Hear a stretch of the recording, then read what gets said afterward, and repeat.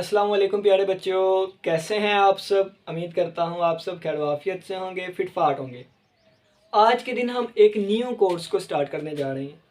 Course का नाम है कम्बिनेट्रिक्स। ठीक हो गया।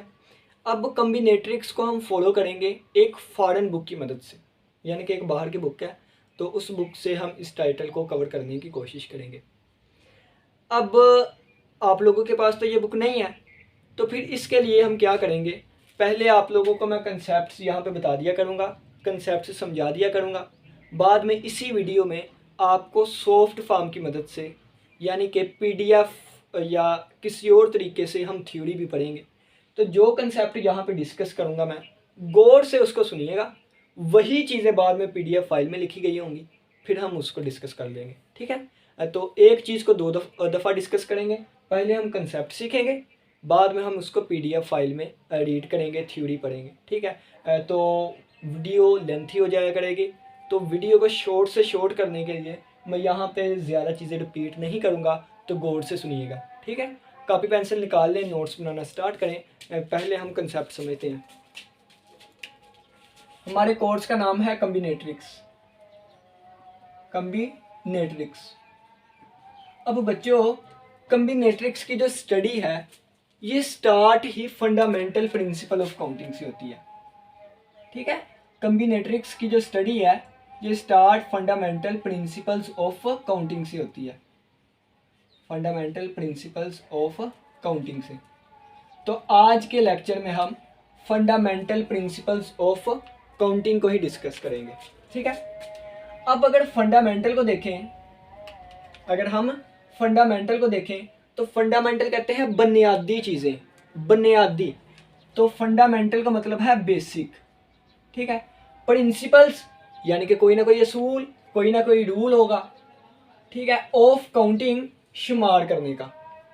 तो काउंटिंग करने के लिए चीज़ों को काउंट करने के जो बेसिक रूल होंगे, उनको हम फंडामेंटल प्रिंसिपल्स ऑफ काउंटिंग कहते हैं।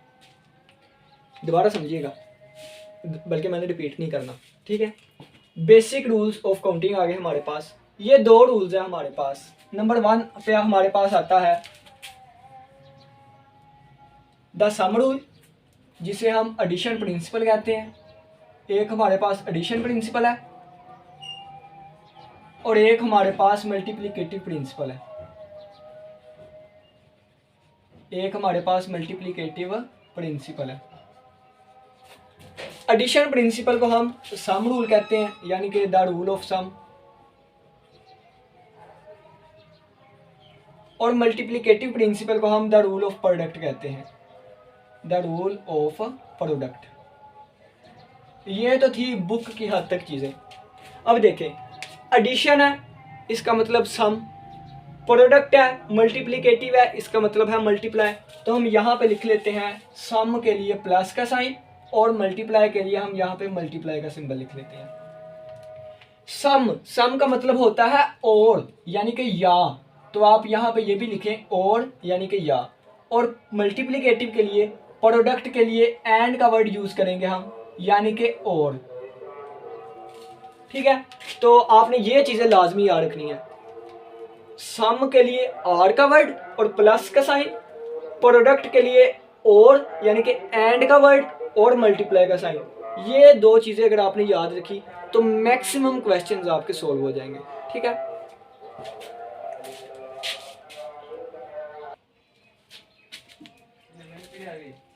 बस थोड़ी देर रह गई।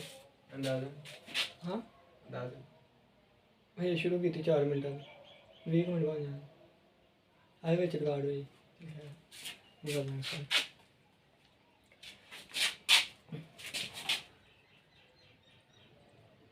अब ये जो प्रिंसिपल्स हैं, बेसिक रूल हैं, बेसिक सादा से प्रिंसिपल है। जब हम क्वेश्चन करेंगे आपको समझ आ जाएगी। आप कहेंगे ये तो सादा सी बातें हैं, इतनी सादा और सिंपल बातें।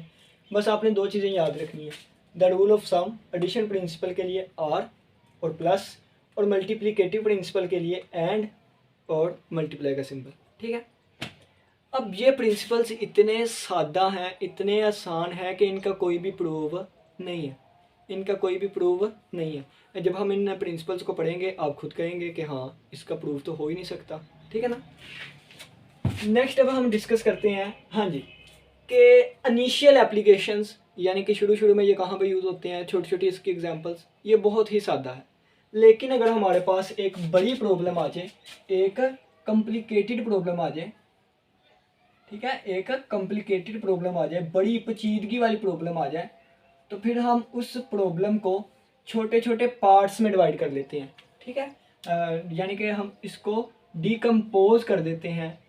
डिकम्पोज मैंने होता है छोटे छोटे पार्ट्स में डिवाइड कर देना, ठीक है। अब इसे जब डिकम्पोज करते हैं तो इसके छोटे छोटे पार्ट्स बन जाते हैं। जब छोटे छोटे पार्ट्स बनते हैं तो हर एक पार्ट का हम सोल्यूशन फाइंड करते हैं, जिसको हम पार्शियल सोल्यूशन कहते हैं, जिसको हम पार्शियल सोल्यूशन कहते हैं।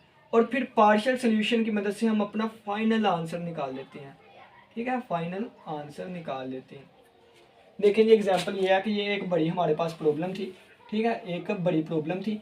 अब इसको मैंने 4 छोटे छोटे पार्ट्स में डिवाइड कर दिया। इसका अलहदा हमारे पास सोल्यूशन आएगा, इसका अलहदा, इसका अलहदा, इसका अलहदा, ठीक है। तो ये जो हमारे पास सोल्यूशंस आएंगे, ये हमारे पास पार्शियल सोल्यूशन होंगे, ठीक है। अब इन पार्शियल सोल्यूशन को इकट्ठा करके हम फाइनल आंसर निकाल ले करेंगे, जो कि फिर इस पूरे मसले का आंसर होगा, ठीक है ना। तो चलिए आइए,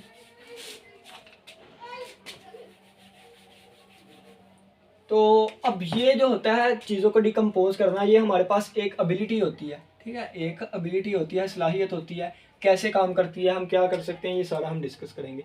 तो चलिए आइए, अब हम एडिशन प्रिंसिपल को स्टार्ट करते हैं, जिसे द रूल ऑफ सम कहते हैं, ठीक है। अब हम द रूल ऑफ सम को स्टार्ट करते हैं।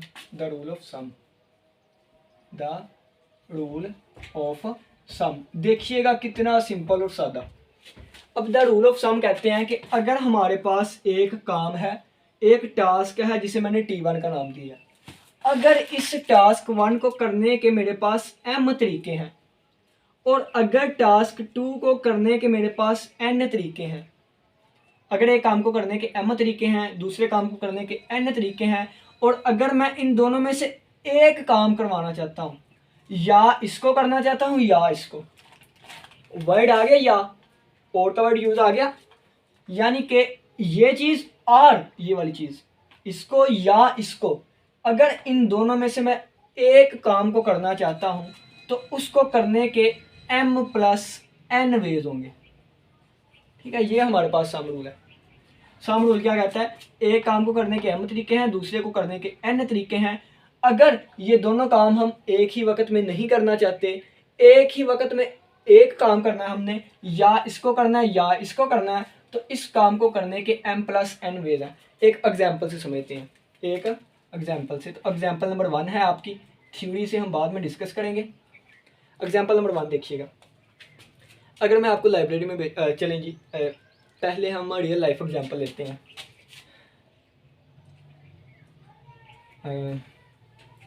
अगर मैं कहूँ कि आपके पास 3 चीज़ें हैं, कितनी 3 चीज़ें हैं, क्या होगा, एक हमारे पास आ गई बर्फ़ी, एक चीज़ ये आ गई, दूसरी हम गुलाब गुल्ले और रस जामुन कर लेते हैं।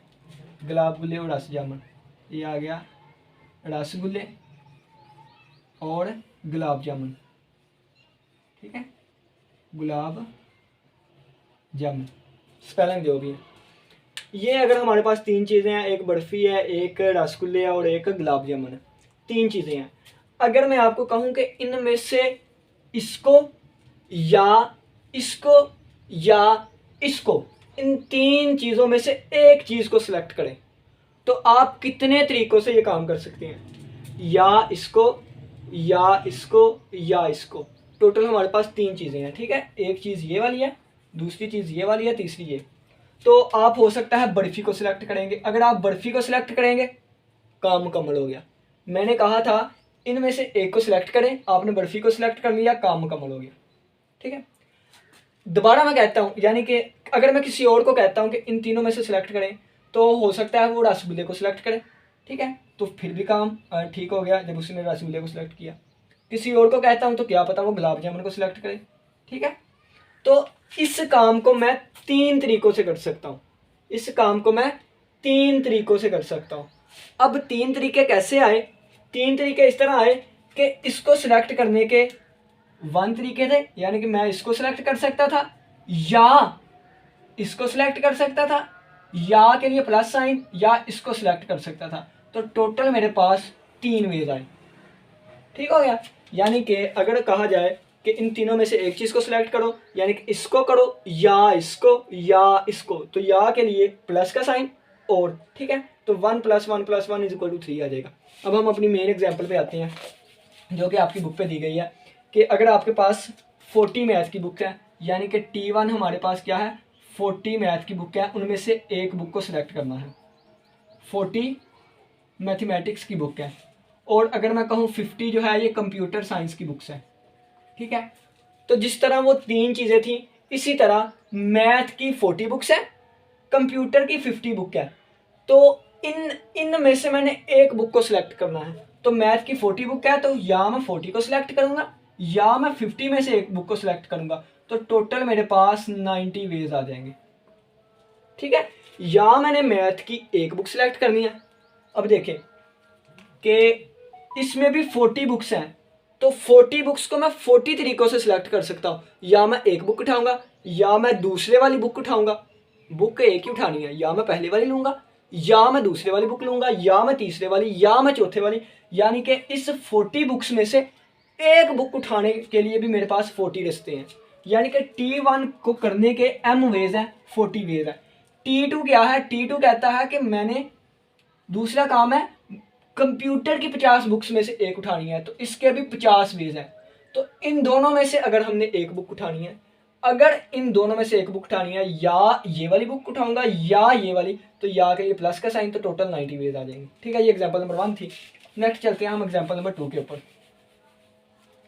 एग्जांपल नंबर 2 है, ठीक है, तो थोड़े से वर्ड मैं चेंज करूंगा ताकि आप लोगों को चीज़ें समझने में आसानी हो। अब स्पीड के साथ चलते हैं हम। ठीक है, एग्जाम्पल नंबर 2 थी मेरे पास बुक भी, यानी कि देख लेते हैं अब बुक में बाद में हम थ्योरी पढ़ लेंगे। एग्जाम्पल नंबर 2 है, देखिए जी, अगर आप मेरे पास आए हैं, आप कहते हैं कि मुझे ना मैथ सीखने का शौक़ है। आप मेरे पास आए हैं, आप आके कहते हैं मुझे मैथ सीखने का शौक़ है, मुझे कोई गाइड कर दे। ठीक है, तो मैं आपका क्या होऊंगा, मैं आपका इंस्ट्रक्टर हो जाऊंगा। ठीक है, आपको इंस्ट्रक्ट करने वाला, गाइड करने वाला, मैं आपका इंस्ट्रक्टर हो गया। अब आपने मैथ सीखनी है, आप दिलचस्पी लेते हैं मैथ में, तो मैं आपको 3 सब्जेक्ट सजेस्ट करूंगा। एक अलजबरा, या आप अलजबरा सीख ले, मज़े का सब्जेक्ट है, या आप ट्रिग्नोमेट्री सीख लें, ये भी मज़े का सब्जेक्ट है, या आप कैलकुलस सीख लें, अब तो सारे भाग जाएंगे, या कैलकुलस सीख लें, इन तीनों में से एक। तो इसकी भी आगे 7 बुक्स हैं, यानी कि डिफरेंट राइटर की 7 बुक है, इसकी भी डिफरेंट राइटर की 7 बुक है, इसकी भी डिफरेंट राइटर की 7 बुक है। तो मैंने आपको एक बुक सेलेक्ट करके देनी है, तो इसका मतलब ये है 3 सब्जेक्ट है, 7 बुक है, या मैं इन 7 में से एक दूंगा, या इन 7 में से एक दूंगा, या इन 7 में से एक दूंगा। तो टोटल 21 वेज होंगे कि जिसके बारे में आप इंटरेस्टेड है, उनमें से एक बुक सेलेक्ट करने के 21 वेज होंगे, या इन 7 में से एक, या इन 7 में से एक, या इन 7 में से एक। टोटल 21 बुक्स हैं, तो हम 21 तरीके से सिलेक्ट कर सकते हैं। ठीक है, अब देखें, अब एग्जाम्पल नंबर 3। ठीक है, तो ये इसी तरह एग्जाम्पल सॉल्व हो रही हैं, बाकी थ्योरी से हम चीज़ें पढ़ के सीखेंगे। ठीक है, एग्जाम्पल नंबर 3 है कि दोबारा एक इंस्ट्रक्टर है, यानी कि दोबारा एक हमारे पास एक इंस्ट्रक्टर है, गाइड करने वाला। ठीक है, आगे उसके 2 साथी हैं, उसके 2 कलीग हैं। तो एक को मैं कलीग नंबर 1 का नाम दे देता हूँ, एक को कलीग नंबर 2 का नाम दे देता हूँ। अब इसके पास 3 बुक्स हैं, इसके पास 3 बुक्स हैं, और इससे जैसी ही इस तरह की भी हो सकती हैं। इसके पास 5 बुक्स हैं, 5 बुक्स हैं। ठीक है, तो टोटल कितनी होगी, अगर इसकी बुक ये और ये बुक्स अलग-अलग हों, यानी कि अगर ये और ये बुक्स अलग-अलग हों, तो ये 3 अलग बुक्स, 5 अलग, तो टोटल हमारे पास 8 बुक्स आ जाएंगी। ठीक है, और अगर मैं कहूँ कि ये तीनों बुक्स जो हैं ये 5 बुक्स में शामिल हो, यानी कि ये 3 बुक्स इसमें शामिल है। ठीक है, तो मुझे डिफरेंट बुक्स चाहिए, तो टोटल डिफरेंट 5 ही होगी ना। यानी देखिए, ये 1 है, ये 2 है, और ये 3 है, यही 1 2 यहाँ पे यूज़ हो रहा है। ठीक है, तो टोटल फिर मेरे पास कितनी बुक होंगी, 5 बुक्स होंगी, यानी कि n की वैल्यू 5 हो जाएगी। ठीक है, लेकिन अगर मैं कहूँ कि यहाँ पे 1 2 3 बुक है, यहाँ पे एक बुक रिपीट है, बाकी लहदा बुक है 4, 5, 6 और 7। तो देखें 1, 2, 3, 4, 5, 6, 7 ये रिपीट हो गई। अब n की वैल्यू 7 हो जाएगी। लेकिन अगर 2 बुक्स रिपीटेड है, यानी अगर यहाँ पे 2 बुक्स रिपीटेड हो गई, यानी एक बुक 1 है, एक बुक 2 है, एक बुक 3 है, एक बुक 1 है रिपीट हो गई, बुक 2 भी रिपीट हो गई, एक रिपीट नहीं हुई, ठीक है। तो उस वक्त अगर आप देखें तो 1, 2, 3, 4, 5, 6 ये रिपीट हो गई, उस वक्त n की वैल्यू 6 होगी, ठीक है। तो अगर हम पॉसिबिलिटी देखें तो n अगर हमारे पास डिफरेंट बुक्स हैं तो ये 5 से लेके 8 तक हो सकती है। तो n की जो रेंज हमारे पास होगी वो लेस देन इक्वल टू होगी 8 से और ग्रेटर दैन इक्वल टू होगी 5 से। n हमारे पास 5 से 8 रहेगा और n हमारे पास डिफरेंट बुक्स को जाहिर कर रहा है, ठीक है, डिफरेंट बुक्स को। तो ये हमारे पास रेंज आती है, ठीक है। तो नेक्स्ट एग्जांपल नंबर 4 देखते हैं। Next example number 4।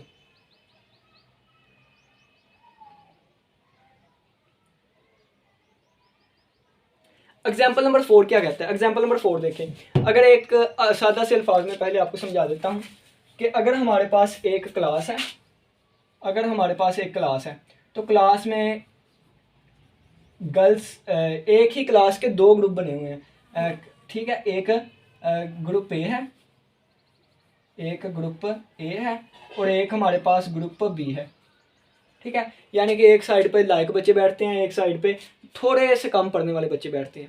अब क्लास का टीचर कहता है कि मैं लायक बच्चों से, यानी कि इन बच्चों में से क्लास का सीयर बनाऊं या इन बच्चों में से क्लास का सीयर बनाऊं, क्योंकि वो सोचता है कि एक अच्छा पढ़ने वाला सीआर अच्छा बन सकता है, या टीचर ये भी सोच सकता है कि नहीं जो अच्छा पढ़े या ना पढ़े हमें उससे गर्ज नहीं है, एबिलिटी देखनी चाहिए, यानी कि ग्रुप ए से हम सीआर बनाएं या ग्रुप बी से। तो अगर ग्रुप ए में हमारे पास 200 ज़्यादा हो गए हैं, 20 कर लेते हैं, 20 ग्रुप ए में है और 30 ग्रुप बी में है, तो टीचर या इन 20 में से एक सीआर बना सकती हैं या इन 30 में से एक सीआर बना सकती हैं। तो टोटल टीचर के पास कितने वेज हैं? तो ये चीज़ या ये चीज़, तो टोटल 50 वेज है कि वो टीचर सिलेक्ट करे सीआर को या इनमें से या इनमें से, ठीक हो गया। तो आपकी बुक पे जो लिखा हुआ है वो है कि एक यूनिवर्सिटी का रिप्रेजेंटेशन हमने बनाया है, रिप्रेजेंटेटर। तो उसमें हमारे पास 200 जो पढ़े लिखे नहीं है वो है और 300 पढ़े लिखे एम्प्लॉय हैं। तो उनमें से हमने एक सिलेक्ट करना है, 200 प्लस 300 500, ठीक है। तो ये सादा एग्जाम्पल आपको दी। अब नेक्स्ट हम एग्जाम्पल नंबर 5 करते हैं। तो नेक्स्ट हमारे पास आ जाता है द एक्सटेंशन ऑफ रूल, यानी कि ये हमारे पास द रूल ऑफ सम था। अब हम इस रूल को थोड़ा सा एक्सपेंड कर देते हैं, यानी कि थोड़ा सा बढ़ा देते हैं, इसकी एक्सटेंशन कर देते हैं, ठीक है। तो ये हमारे पास फ़र्ज़ किया है कि T1 को हम N1 वेज से कर सकते हैं, T2 को हम N2 वेज से कर सकते हैं, T3 को हम, अब काम 2 से ज़्यादा हो गए, N3 वेज से कर सकते हैं, सो ऑन। और अगर nth कितने nth काम को हम mth काम को हम mth तरीक़ों से कर सकते हैं, nmth तरीक़ों से। तो उस वक्त टोटल वेज जो आएंगे तो वो N1 या यानी कि plus N2 plus N3 plus so on nm आएंगे, ठीक है ना। तो ये वाली चीज़ हमारे पास टोटल नंबर ऑफ वेज आया करेंगे। उसमें क्या था, 2 टास्क थे, n और m को प्लस किया था, इसमें m तक गए हुए हैं तो इन सभी को प्लस करके ये आंसर आ जाया करेगा, ठीक है। एग्जाम्पल समझते हैं, एग्जाम्पल से अच्छे तरीके से समझ आएगी। एग्जाम्पल नंबर 5 है। तो एग्जाम्पल नंबर 5 हमें कहती है, एग्जाम्पल नंबर 5 कहती है कि आपने एक प्रोजेक्ट को चूज़ करना है, चूज़ ए प्रोजेक्ट। एक प्रोजेक्ट को आपने चूज़ करना है, वो 20 प्रोजेक्ट मैथ के हैं, ठीक है। 35 प्रोजेक्ट आप कंप्यूटर साइंस के कर लें और 15 प्रोजेक्ट आप इंजीनियरिंग के कर लें, ठीक है। तो आप इनमें से एक प्रोजेक्ट को चूज़ करना चाहते हैं, या आप 20 में से एक करेंगे, या का वर्ड यूज़ हो रहा है, सम रूल यूज़ करेंगे, या आप 35 में से एक सिलेक्ट कर सकते हैं या 50 में से एक। तो टोटल जो वेज होंगे, total ways to select a project या टू चूज़ अ प्रोजेक्ट, तो या 20 में से एक या 35 में से एक या 15 में से एक। तो टोटल इनको प्लस करेंगे, ये 30 और 40 50 17 वेज आ जाएंगे, 70 वेज आ जाएंगे, ठीक है। तो ये हमारे पास इस तरह हम सम रूल को अप्लाई करते हैं। तो जब आप मल्टीप्लिकेटिव को करेंगे उस वक्त हमें अच्छे से समझ आएगी दोनों चीज़ों की, ठीक है। नेक्स्ट एग्जांपल नंबर 6 है। अब रूल ऑफ प्रोडक्ट पे आ जाए, ठीक है। रूल ऑफ प्रोडक्ट यानी कि अब हम मल्टीप्लिकेटिव पढ़ेंगे, तो मल्टीप्लिकेटिव प्रिंसिपल। तो उस प्रिंसिपल को पढ़ने से पहले आपको एक एग्जांपल दे देता हूँ। एग्जांपल नंबर 6 है जो आपकी बुक पे, वहाँ पे कहा गया है कि हमने एक फ़ैसला लेना है, ठीक है। प्लांट एक्सपेंशन हमने करवाई है, उस पर हमने एक फ़ैसला लेना है। तो एक छोटी सी एग्जांपल खुद से बना के देता हूँ कि अगर हमारे पास क्लास के 2 ही ग्रुप हैं, देखें जी, क्लास के 2 ग्रुप्स हैं, एक ग्रुप नंबर 1 है और एक ग्रुप नंबर 2 है। मैंने एक मशवरा लेना, इस ग्रुप नंबर 1 में 5 स्टूडेंट्स हैं, ठीक है ना, इसमें 5 स्टूडेंट्स हैं और इसमें मेरे पास 7 स्टूडेंट्स हैं, ठीक है। ग्रुप नंबर 1 में 5 स्टूडेंट है, ग्रुप नंबर 7 में हमारे पास, ग्रुप नंबर 2 में 7 स्टूडेंट है। अगर मैंने एक मशवरा लेना है तो मैं क्या करूँगा कि या मैं इन एक में से मशवरा लूँगा या इन एक में से मशवरा लूँगा, ठीक है। तो मशवरा लेने के मेरे पास कितने रास्ते होंगे, या इन सभी में से एक प्लस या इन सभी में से किसी एक से मशवरा लूँगा। तो टोटल मेरे पास 7 5 12 वेज आएंगे कि मैं इन सभी में से किसी एक से मशवरा लूँ, ठीक है। अब ये हमारा सम रूल था। क्या रूल था? Sum rule. अगर मैं कहूं कि मैंने इसमें से एक बंदे से मशवरा लेना है और इसके एक बंदे से भी मशवरा लेना है, देखें पहले क्या था, पहले या इसके एक बंदे से मशवरा लेना था या इन 7 में से एक बंदे से मशवरा लेना था, तो सम रूल था। अब मैं कहता हूं या इन 5 में से किसी एक से इन 5 में से एक से मशवरा लेना है और इन 7 में से एक से मशवरा लेना है। तो एंड का वर्ड और का वर्ड यूज़ किया, तो यहाँ पे हमारे पास प्रोडक्ट रूल यूज़ होगा। तो प्रोडक्ट रूल कहता है कि 5 और 7 में से एक, तो मेरे पास टोटल 35 वेज आएंगे। अब ये वेज कैसे ज़्यादा हुए ये भी आपको एक छोटी सी एग्जांपल देता हूँ कि अगर 2 और 3 कर लेता, 2 और 3 तो इनको प्लस करता तो ये सम रूल आ जाता 5, और अगर इनको मल्टीप्लाई करूँगा तो प्रोडक्ट रूल आ जाएगा। ये चीज़ें 6 कैसे बनी, तो फ़र्ज़ किया है एक का नाम ए है, एक का नाम बी है, ठीक है, 2, और इस 3 वाले में एक का नाम 1 है, एक का नाम 2 है, एक का नाम 3 है, ठीक है। तो 6 चीज़ें कैसे बनेंगी, इसमें से मैं ए को सिलेक्ट कर लूँ, इसमें से ए को सिलेक्ट कर लूँ, इसमें से 1 को सिलेक्ट कर लूँ, ठीक है। यानी कि देखें, यानी कि मैं ये देखें यहाँ से ए को सिलेक्ट कर लिया, यहाँ से एक रास्ता बन गया, ठीक है, कितना, एक रास्ता बन गया, एक। या यहाँ से मैं ए को ही सिलेक्ट करूँ, यहाँ से इसको, दूसरा रास्ता बन गया। यहाँ से ए को सिलेक्ट करूँ, यहाँ से इसको, 3 रास्ते बन गए।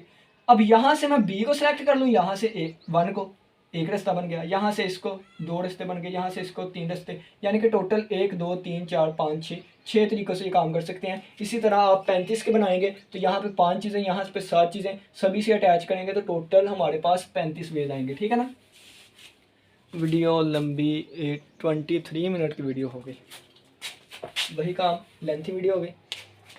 जल्दी जल्दी अब नेक्स्ट एग्जांपल्स मज़ीद जल्दी करने की कोशिश करते हैं। अब ये चीज़ क्या कहती है, देखें अगर हमारे पास एक टास्क T1 है, इसको करने के m वेज हैं, टास्क T2 है, इसको करने के n वेज हैं। अगर ये काम और ये काम करना है तो टोटल वेज हमारे पास m + n होंगे। सिंपल एक बात आपको बताई गई यहाँ पे कि अगर हमारे पास एक प्रोसीजर है, इस प्रोसीजर को हम डिवाइड कर देते हैं 2 स्टेजेस में, एक स्टेज नंबर 1 में और एक हमारे पास स्टेज नंबर 2 है। एक प्रोसीजर को हमने 2 स्टेजेस में डिवाइड कर दिया, एक स्टेज नंबर 1, एक स्टेज नंबर 2। तो ये प्रोसीजर उसी वक्त मुकम्मल होगा जब हम दोनों हिस्सों को करेंगे, इसको भी और इसको भी। तो यहाँ पे और का वर्ड यूज़ किया गया। अगर स्टेज 1 को करने के m तरीके हैं, स्टेज 2 करने को n तरीके हैं, तो total number of ways m cross n आएंगे।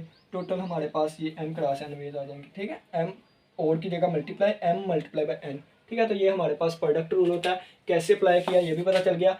5 से मशवरा लूँगा और 7 में से एक से, ठीक है। तो ये हमारे पास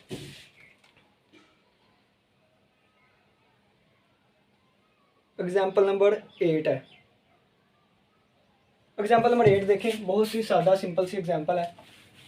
आप लोगों ने एक नंबर प्लेट बनानी है। नंबर प्लेट क्या, लाइसेंस प्लेट बनानी है, ठीक है। लाइसेंस प्लेट बनानी है तो यहाँ पे 6 प्लेसेस हमें दी गई हैं, 6 प्लेसेस। अब 6 प्लेसेस में दी गई हैं, यहाँ पे लेटर्स आने चाहिए, ठीक है, और यहाँ पे डिजिट्स आने चाहिए। तो आपको पता है कि लेटर हमारे ए से लेके जी तक होते हैं, यानी कि 26 लेटर होते हैं, और आपको पता है डिजिट्स जो होते हैं वो 0 से लेकर 9 तक टोटल 10 डिजिट्स होते हैं, ठीक है, 0 से लेकर 9 तक 10 डिजिट्स होते हैं। अब देखें अगर यहाँ पे कह दिया जाए कि repetition not allowed, repetition not allowed, allow repetition allow नहीं है, ठीक है, तो 26 के 26 लेटर हम यहाँ पे रख सकते हैं। यहाँ पे ए भी आ सकता है, बी सी डी कोई भी आ सकता है जी तक, ठीक है। अब जब वो मैं लेटर यहाँ पे रख दूंगा, फर्ज किया ए रख दिया, तो ए के अलावा 25 बाकी बचेंगे जो मैं यहाँ पे रख सकता हूँ। अगर यहाँ पे मैं बी रख दूंगा तो बी के अलावा ए को भी ऐड करते हुए बाकी 25 बचेंगे। तो अगर मैं 26 रख दूंगा यहाँ पे 25 बचेंगे। इसी तरह 10 डिजिट में से 10 यहाँ पे रख दूंगा तो बाकी 11 यहाँ पे बचेंगे, 9 यहाँ पे बचेंगे, 9 डिजिट्स, 8 डिजिट यहाँ पे रह जाएंगे, 7 यहाँ पे। और उन्होंने कहा है कि हर पे लाजमी आना चाहिए, यानी कि इस तरह की नंबर प्लेट नहीं बनानी है कि इस पे कोई चीज़ लिख दी इनको खाली छोड़ दिया। अगर वो कहता इस पे लिख दें इनको खाली छोड़ दें, फिर हम ऐड भी यूज़ करते, फिर यहाँ पे हम प्लस यूज़ करते, लेकिन उसने कहा है कि सभी पे आपने कुछ ना कुछ लिखना है, इस पे भी लिखना है और इस पे भी लिखना है और इस पे भी और तो यहाँ पे मल्टीप्लाई आ जाएगा, ठीक है। तो ये हमारे पास, इनको आप मल्टीप्लाई करें, जो आंसर आएगा हमारे पास उतने वेज आ जाएंगे, ठीक है। यहाँ पे हमारे पास आंसर है। अगर वो कहता है रेपिटेशन अलो है, रेपिटेशन अलो है, ठीक है, तो यहाँ पे देखें तो 26 करेक्ट लेटर्स आ सकते हैं ए से लेके जी तक। अब यहाँ पे जो भी हमने रख दिया है वो दोबारा यहाँ भी आ सकता है, क्योंकि रिपीट कर सकते हैं। तो यहाँ पे 26 10 डिजिट्स हैं, यहाँ भी 10 डिजिट्स आएंगे, यहाँ भी 10 डिजिट्स, यहाँ भी 10 डिजिट्स, यहाँ भी 10 डिजिट्स। 0 से लेकर 9 तक कोई भी यहाँ लिख दें, 0 से लेकर 9 तक कोई भी लिख दें, 0 से लेकर 9 तक कोई भी हम यहाँ पे यूज़ कर सकते हैं इस तरीके से, ठीक है। नेक्स्ट उन्होंने कहा गया है कि यहाँ पे हमने वोवल रखने हैं। कौन से वोवल? तो वोवल आपको पता है सिर्फ 5 होते हैं, ए आई ओ यू और ई। और यहाँ पे कहा गया है सिर्फ इवन रखने हैं। तो आपको पता है कि इवन हमारे पास 0, 2, 4, 6 और 8 होते हैं, ठीक है, 0 से लेकर 9 तक, जो कि 2 पूरा इसको तकसीम कर देता है। अब ये भी कहा गया है रेपिटेशन जो है अलो है, रेपिटेशन जो है ये अलो है, ठीक है। तो इसके लिए हम यहाँ पे लिखेंगे 6 प्लेसेस हैं, 1, 2, 3, 4, 5, 6, ठीक हो गया। तो यहाँ पे हमने लेटर रखने हैं, तो 5 लेटर हैं जो वोवल हैं, तो यहाँ पे 5 आ सकते हैं। तो कोई भी आएगा, या ए आ जाएगा, या आई, या ओ, या यू, या ई। रेपिटेशन अलो है तो यहाँ पे भी बाकी 5 आएंगे, ठीक है। और यहाँ पे टोटल 10 डिजिट्स थे, लेकिन हमने इनमें से एक उठाना है, इवन लेना है, तो टोटल 5 है, यहाँ पे 5 आ जाएंगे। रेपिटेशन लो है, जो यहाँ पे आया वो भी यहाँ पे आ सकता है, उसके अलावा भी आ सकता है, 5 में 5, तो टोटल 5 की पावर 6 वेज आ जाएंगे, ठीक है। तो ये मल्टीप्लाई का यूज़ कर रहे हैं, इसका मतलब ये द प्रोडक्ट रूल है। नेक्स्ट अगर एग्जांपल हम देखें, नेक्स्ट एग्जांपल, तो ये एग्जांपल नंबर 8 थी। एग्जांपल नंबर 7, एग्जांपल नंबर 7 क्या है देखें, आप इसको रिमूव कर देता हूँ। एग्जांपल नंबर 7 हमें कहती है कि हमने एक ड्रामा करना है। क्या करना है? एक ड्रामा करना है। उस ड्रामे के लिए हमें एक पेयर चाहिए, यानी कि एक जोड़ा चाहिए जिसमें लड़की भी हो और लड़का भी, ठीक है। तो वुमन हमें दी गई हैं 6 और मैन हमें गए हैं, यानी कि हम 6 मैन कह लेते हैं, 6 आदमी हैं और 8 औरतें हैं। इनमें से हमने एक मैन सेलेक्ट करना है, एक वुमेन, तो फिर ही हमारे पास जोड़ा बनेगा ना, पेयर। तो इसको भी और इसको भी हमने सेलेक्ट करना है। अगर वो कहता 6 आदमियों में से कोई एक आदमी सेलेक्ट कर ले, और या फिर अलान, अगर वो कहता है या 6 आदमियों में से या 8 औरतों में से किसी एक को सिलेक्ट कर लें, एक को सिलेक्ट करना है, फिर हम सम रूल लगा लेते। वो कहता है इसमें से भी एक को सिलेक्ट करना है और इसमें से भी एक को सिलेक्ट करना है, तो इसके लिए हम और का वर्ड यूज़ करेंगे। तो यहाँ पे मल्टीप्लाई आया, तो 48 वेज हैं कि वो इनमें से सिलेक्ट करे एक जोड़ा, यानी कि इसमें से भी एक और इसमें से भी एक और का वर्ड, ठीक है। तो मल्टीप्लाई। अब इसके अलावा नेक्स्ट एग्जांपल जो है हमारे पास, वो भी आपको बता देता हूँ। यहाँ से लेके हमने ये फ़र्ज़ किया फैसलाबाद है, ये हमारे पास लाहौर है और ये हमारे पास मरी है। यहाँ से यहाँ तक जाने के हमारे पास 4 वेज हैं, ठीक है, 4 वेज हैं, 4 वेज हैं। और यहाँ से यहाँ तक जाने के हमारे पास 5 वेज हैं, 2, 3, 4 और 5, ठीक है, या 5 वेज हैं।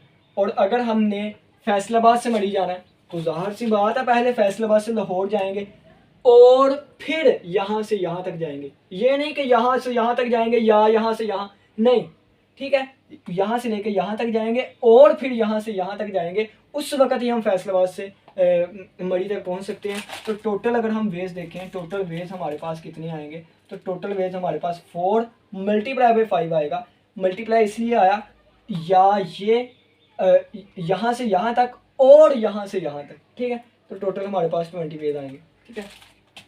और एग्जांपल आपको कंप्यूटर के बारे में एग्जांपल दी गई है तो वो हम वहाँ से डिटेल के साथ समझेंगे। वैसे ये चीज़ें आप दोबारा समझ लें, इंपॉर्टेंट चीज़ें हैं, ठीक है। ये सारी चीज़ें रिमूव कर देता हूँ। तो कंप्यूटर वाली मिसाल है, एग्जांपल है, तो समझने वाली है। एक कंप्यूटर होता है ना, उसमें सबसे छोटा यूनिट होता है जिसमें डाटा को स्टोर कर सकते हैं हम, वो एक बिट होता है, ठीक है। यानी कि कंप्यूटर में सबसे छोटा यूनिट जो होता है वो बिट होता है।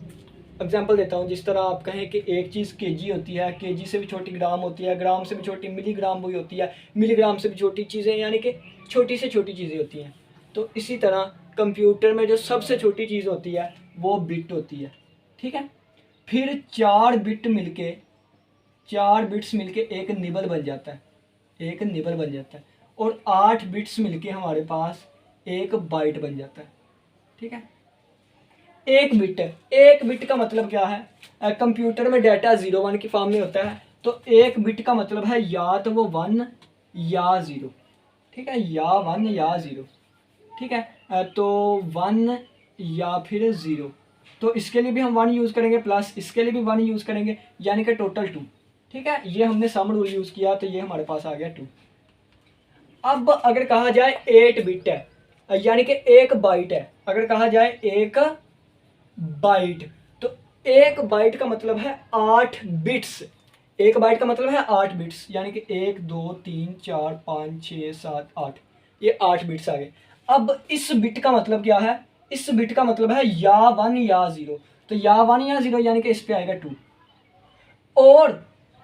और यानी कि 8 की 8 प्लेसेस पूरी होंगी उस वक्त एक बाइट बनेगा। ये नहीं कि इसको छोड़ दें आप, ये 7 का एक नहीं, जब 8 की 8 चीज़ें मिलेंगी उस वक्त एक बाइट मुकम्मल हुआ करेगा। तो इसका मतलब ये वाली चीज़ और ये और ये और ये और ये और ये और ये और ये 8 की 8 कंप्लीट होनी चाहिए, ठीक हो गया। तो इसका मतलब था या 1 या 0, यानी कि टोटल 2, या 1 या 0 2, या 1 या 2 0 2, ठीक है। और ये वाली चीज़ और ये वाली चीज़ और ये वाली चीज़ और ये वाली चीज़ और ये वाली चीज़, ठीक है। तो एक बाइट में हमारे पास 0 1 को अरेंज करने, यानी कि इस पे देखें 1 भी आ सकता है 0 भी, इस पे भी 1 या 0 आ सकता है, इस पे भी 1 या 0, ठीक है। तो 1 या 0 रखते वक्त हम इसको अरेंज करें तो टोटल हमारे पास कितने आएंगे, टोटल हमारे पास इनको मल्टीप्लाई करेंगे 2 की पावर 8, यानी कि 256 वेज आएंगे, ठीक है। नहीं समझ आई, एक छोटी सी एग्जांपल से समझाता हूँ आपको। फ़र्ज़ किया मेरे पास 2 ही प्लेसेस थी और मैं कहता हूँ को 2 ही प्लेसेस थी, मैं कहता हूँ इसको भी फिल करना है और इसको भी फिल करना है, इसको भी फिल करना है और इसको भी फिल करना है, तो यहाँ पे मल्टीप्लाई आएगा और कहा है।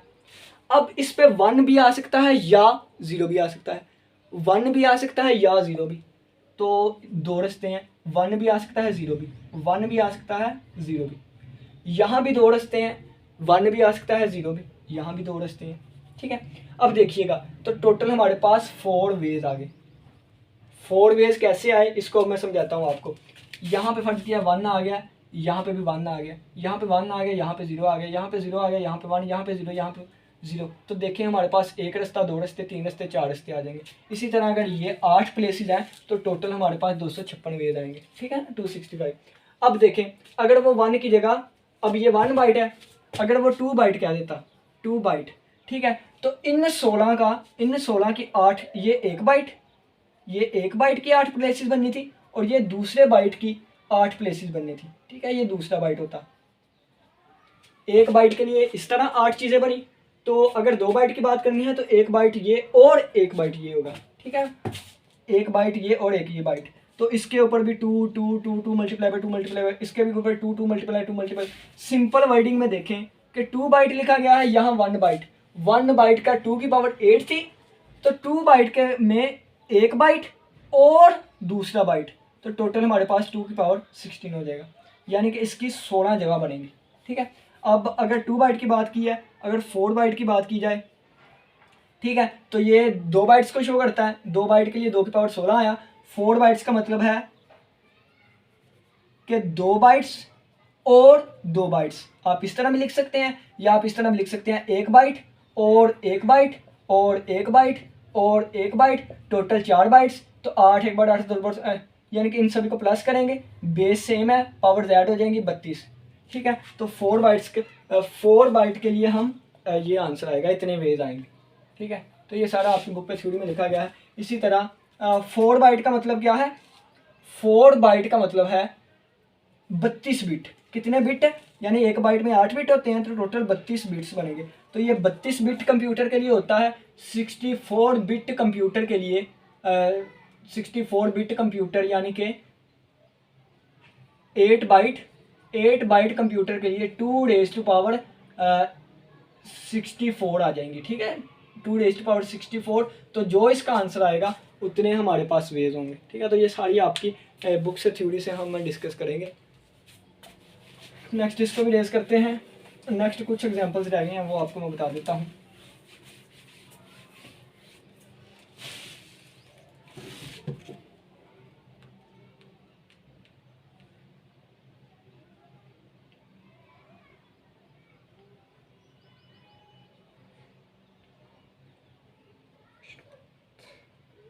मुफिन सैंडविच, चलें जी, सिंपल अल्फाज में आपको बताता हूँ।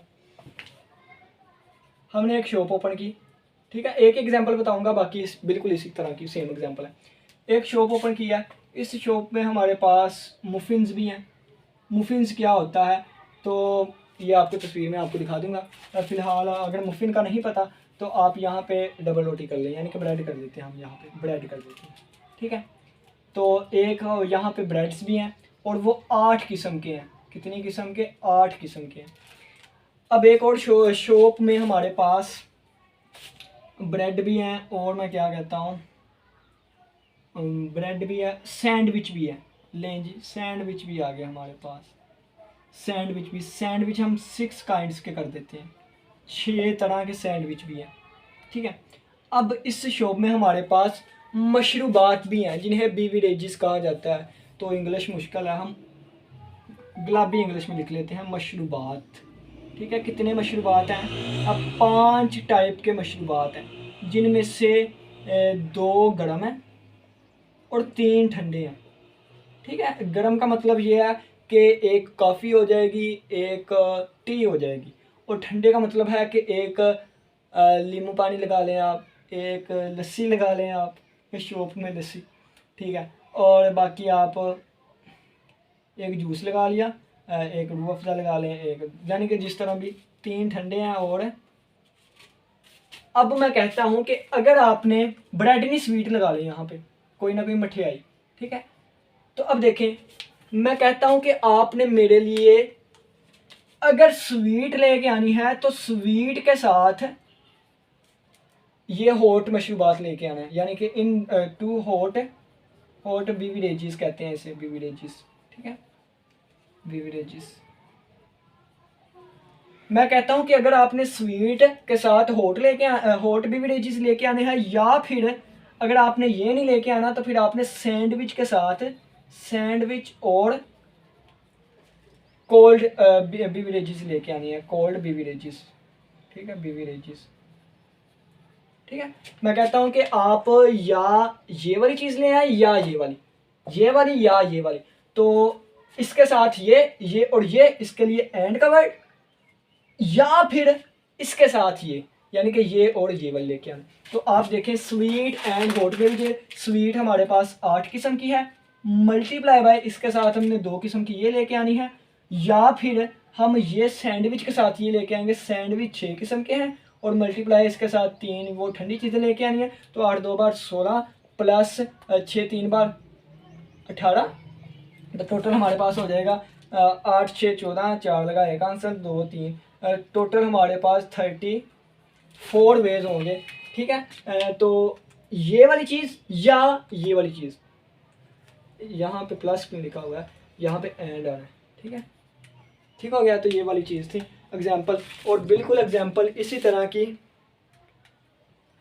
एग्जाम्पल नंबर 12 भी बिल्कुल इसी तरह है, और 13 भी इसी तरह है, और एग्जाम्पल नंबर 10 तो मैंने आपको समझाई है। ठीक है, उम्मीद करता हूँ कि समझ आई होगी।